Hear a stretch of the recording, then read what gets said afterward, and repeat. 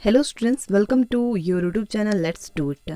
तो स्टूडेंट्स, सबसे पहले मैं आपको बता देती हूँ कि हमने इस चैनल पर जो है तो एक HPTST कमीशन के रिगार्डिंग एक सीरीज़ शुरू की है, जिसमें कि HPTST कमीशन के जितने भी प्रीवियस ईयर के क्वेश्चन पेपर हैं उन्हें हम यहाँ पर डिस्कस करेंगे, और वो भी हम उन्हें जो है यहाँ पर पार्ट वाइज डिस्कस करेंगे, जैसे कि history, geography, polity, economics, reasoning, English, Hindi section, जो कि आपके लिए बहुत ही ज़्यादा बेनिफिशियल होने वाले हैं। चाहे आप किसी भी एग्ज़ाम की तैयारी कर रहे हों, खासतौर पर HPTST कमीशन के लिए बहुत ज़्यादा हेल्पफुल होगा। और वैसे HPSSC के रिगार्डिंग जितने भी एग्ज़ाम कंडक्ट करवाए जाते हैं उनमें ये बहुत ही ज़्यादा हेल्पफुल होगी ये वाली सीरीज़। और स्टूडेंट्स, एक और बात कि आप साथ साथ में खुद को चेक भी करते रहें कि आपके इनमें से कितने क्वेश्चन जो हैं सही हो रहे हैं, और कमेंट सेक्शन में ज़रूर बताइएगा कि आपके इनमें से कितने क्वेश्चन सही हुए। तो चलिए स्टार्ट करते हैं क्वेश्चन नंबर 1 के साथ। हमारा क्वेश्चन नंबर 1 है, माही परियोजना से कौन सा राज्य लाभान्वित होता है? Which state benefits from the Mahi project? So आपके पास यहाँ पर ऑप्शन है महाराष्ट्र, पंजाब, गुजरात या उत्तर प्रदेश। सो इसका राइट आंसर हो जाएगा ऑप्शन नंबर सी, गुजरात। तो बात करें अगर माही परियोजना की, तो माही परियोजना जो है इसे जमुना लाल बजाज सागर परियोजना के नाम से भी जाना जाता है, और यह भारत की एक अंतर्राज्यीय परियोजना है। इस परियोजना की जो नींव थी वो रखी थी मोरारजी देसाई ने, जो कि उस समय वित्त मंत्री थे, और इसका जो नाम है प्रसिद्ध स्वतंत्रता सेनानी जमुना लाल बजाज के नाम पर रखा गया था। तो चलिए बढ़ते हैं नेक्स्ट क्वेश्चन की तरफ, क्वेश्चन नंबर 2। तो स्टूडेंट्स, एक और बात मैं आपको बता दूं कि ये जो पेपर है ये 1998 का पेपर है, और इस पेपर को मैंने थोड़ा सा यहाँ पर अरेंज करके रखा हुआ है ताकि सेक्शन वाइज, क्योंकि ये जो पेपर था इसमें history, geography, polity, economy, Hindi, English के सारे सेक्शन थोड़े मिक्स्ड क्वेश्चन थे, तो इसलिए थोड़ा सा मैंने ज्योग्राफी, हिस्ट्री, इन सेक्शन को अलग करके रखा हो ताकि आपको पढ़ने में आसानी हो, और इसी तरह से आपके लिए आने वाले टाइम में बहुत सारी इसके रिगार्डिंग वीडियोज़ आएंगी। तो चलिए बढ़ते हैं क्वेश्चन नंबर 2 की तरफ। हमारा क्वेश्चन नंबर 2 है, नीलगिरी निम्न में से किसका हिस्सा है? क्वेश्चन नंबर 2, तो यहाँ पर आपके पास ऑप्शन है विंध्य पहाड़ियों का, तमिलनाडु की पहाड़ियों का, पूर्वी घाट का या पश्चिमी घाट का। तो इसका राइट आंसर हो जाएगा ऑप्शन नंबर डी, पश्चिमी घाट का। तो नीलगिरी जो है वो किसका हिस्सा है? पश्चिमी घाट का हिस्सा है। तो चलिए बढ़ते हैं क्वेश्चन नंबर 3 की तरफ। हमारा क्वेश्चन नंबर 3 है, सफ़ेद कोयला निम्न में से क्या है? Which of the following is white coal? So आपके पास ऑप्शन है हीरा, जल विद्युत, यूरेनियम या बर्फ। तो इसका राइट आंसर हो जाएगा ऑप्शन नंबर बी, जल विद्युत। सफ़ेद कोयला जो है उसे हम जल विद्युत के नाम से भी जानते हैं, तो इसलिए इसका राइट आंसर हो जाएगा ऑप्शन नंबर बी, जल विद्युत। तो चलिए बढ़ते हैं क्वेश्चन नंबर 4 की तरफ। हमारा क्वेश्चन नंबर 4 है, किस स्थान की जलवायु विभिन्न कारकों पर आधारित होती है? इनमें से सबसे महत्वपूर्ण कारक निम्न में से कौन सा है? तो यहाँ पर आपके पास ऑप्शन है, ऑप्शन ए वायु की दिशा, ऑप्शन बी समुद्र से दूरी, ऑप्शन सी अक्षांश या ऑप्शन डी समुद्री धाराएं। तो आपको इस क्वेश्चन में बताना है कि किसी स्थान की जो जलवायु होती है वो किन कारकों पर आधारित होती है, और इनमें सबसे ज़्यादा मेन जो कारक है वो कौन सा है। तो इस क्वेश्चन का राइट आंसर हो जाएगा option number option number C, अक्षांश। अक्षांश जो हैं किसी स्थान की जलवायु को निर्धारित करने का महत्वपूर्ण कारक होते हैं, और इस क्वेश्चन को हमने अपनी डेली टॉप 10 MCQs की सीरीज़ में भी डिस्कस किया था। तो चलिए बढ़ते हैं क्वेश्चन नंबर 5 की तरफ। हमारा क्वेश्चन नंबर 5 है, दूध में वसा की मात्रा किस मौसम में कम हो जाती है? In which season does the fat content of milk decrease? So आपके पास यहाँ पर ऑप्शन है, ऑप्शन ए गर्मी, ऑप्शन बी जाड़े में, ऑप्शन सी बरसात में या उपयुक्त किसी मौसम में नहीं।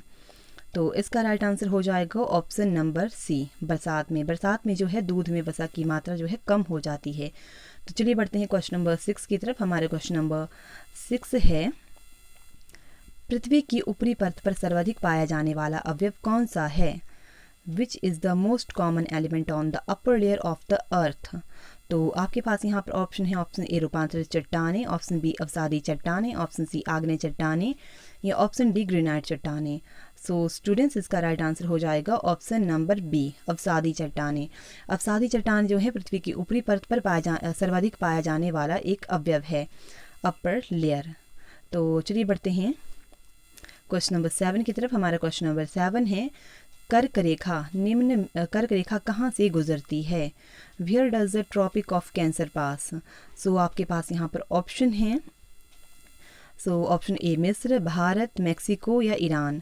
तो इसका राइट आंसर हो जाएगा ऑप्शन बी भारत। कर्क रेखा जो है भारत से गुजरती है। तो चलिए बढ़ते हैं नेक्स्ट क्वेश्चन की तरफ। और क्वेश्चन नंबर 7 जो है, कर्क रेखा किन किन राज्यों से गुजरती है उसको याद करने की एक ट्रिक भी है। मित्र पर गमछा झार, मित्र पर गमछा झार। तो इसे आप इस तरह से याद रख सकते हैं। मिज़ोरम, त्रिपुरा, पश्चिम बंगाल, गुजरात, मध्य प्रदेश, छत्तीसगढ़, झारखंड। तो इस तरह से आप इन स्टेट्स को याद रख सकते हैं कि जो कर्क रेखा है किन किन राज्यों से होकर के गुजरती है। तो चलिए बढ़ते हैं क्वेश्चन नंबर 8 की तरफ। हमारा क्वेश्चन नंबर 8 है, भारत का प्रथम सफल तेल का कुआं कहाँ खोदा गया है। तो यहाँ पर आपके पास ऑप्शन है कावेरी की थाली में, कावेरी में वाले एरिया में, या ऑप्शन बी बंगाल की खाड़ी में, ऑप्शन सी मुंबई हाईवे में, या डिगबोई में। तो इसका राइट आंसर हो जाएगा ऑप्शन नंबर डी, डिगबोई में। असम के डिगबोई में जो है तो भारत का प्रथम सफल तेल का कुआं खोदा गया था। तो ऑप्शन ए जो है इसे आप कट कर दीजिएगा। तो चलिए बढ़ते हैं क्वेश्चन नंबर 9 की तरफ। हमारा क्वेश्चन नंबर 9 है, भारत का पहला जल विद्युत संयंत्र निम्न में से कहाँ स्थापित किया गया है। Where is the first hydel power plant of India installed. तो आपके पास यहाँ पर ऑप्शन है शिव समुद्रम में, यहाँ पर ऑप्शन बी है नरकटियागंज में, ऑप्शन सी मुंबई में, ऑप्शन डी सिंदरी में। तो इसका राइट आंसर हो जाएगा ऑप्शन नंबर ए, शिव समुद्रम में। शिव समुद्रम में जो है तो भारत का पहला जल विद्युत संयंत्र स्थापित किया गया था। तो चलिए बढ़ते हैं क्वेश्चन नंबर 10 की तरफ। हमारा क्वेश्चन नंबर 10 है, विश्व स्वास्थ्य संगठन का मुख्यालय कहाँ स्थित है। तो यहाँ पर आपके पास ऑप्शन है मॉन्ट्रियल में, जिनेवा में, रोम में, या वॉशिंगटन में। तो इसका राइट आंसर हो जाएगा ऑप्शन नंबर बी, जिनेवा में। जिनेवा में जो है तो विश्व स्वास्थ्य संगठन का मुख्यालय है। तो हमारा क्वेश्चन नंबर 11 है, लुफ्थहांसा हवाई कंपनी निम्न में से किस देश की है। तो यहाँ पर आपके पास ऑप्शन है जर्मनी, फ्रांस, ऑस्ट्रेलिया या हांगकांग।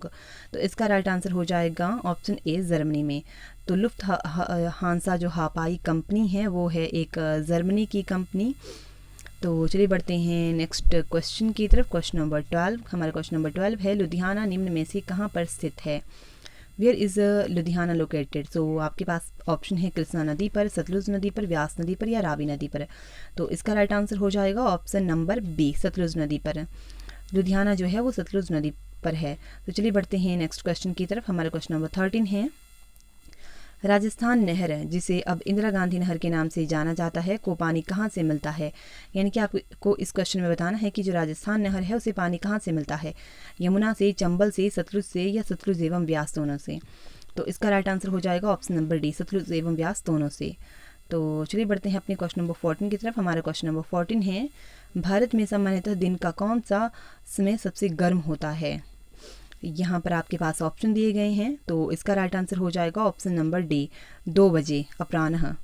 तो चलिए बढ़ते हैं नेक्स्ट क्वेश्चन की तरफ। Question number 15। क्वेश्चन नंबर 15 है, भारत की सबसे लंबी नदी कौन सी है। Which is the largest river of India. So आपके पास ऑप्शन है यमुना, ब्यास, ब्रह्मपुत्र, गंगा। तो यहाँ पर पूछा गया है भारत की सबसे लंबी नदी। ये क्वेश्चन को बहुत ही ध्यान से देखना है। तो इसका राइट आंसर हो जाएगा गंगा। गंगा जो है भारत की सबसे लंबी नदी है। सो स्टूडेंट्स, आज के लिए इतना ही। हम इतने ही क्वेश्चन को डिस्कस करेंगे, मिलेंगे नेक्स्ट वीडियो के साथ। और तब तक के लिए अगर आपको हमारी ये वीडियो अच्छी लगी हो तो प्लीज़ आप वीडियो को like, share and subscribe channel को ज़रूर करें। Thank you so much.